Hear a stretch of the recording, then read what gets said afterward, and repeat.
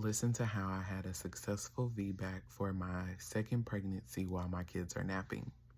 When I found out that I was pregnant, I immediately asked the Lord for a VBAC. With my first pregnancy and having a C-section, my recovery was truly a struggle for me.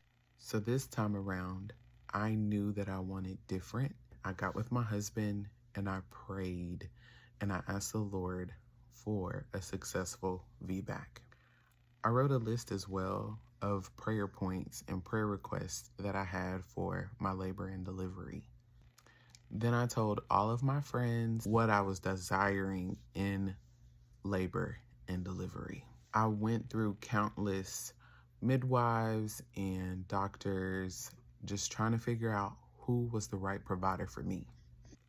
I ended up finding a great midwife, and turns out she loved the Lord and she was on board to work with me in potentially having that VBAC.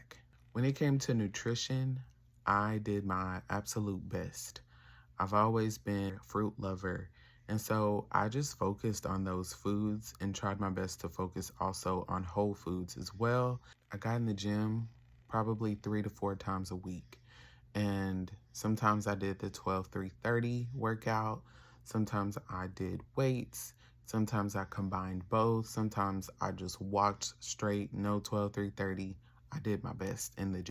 Once I got to that room to birth my baby, I continued praying, I continued having worship music on, and next thing I know, my midwife was in front of me telling me to push and to push quickly. And she encouraged me as well as the nurses and the medical team around me. It was an amazing experience, along with my husband pushing and encouraging me to push.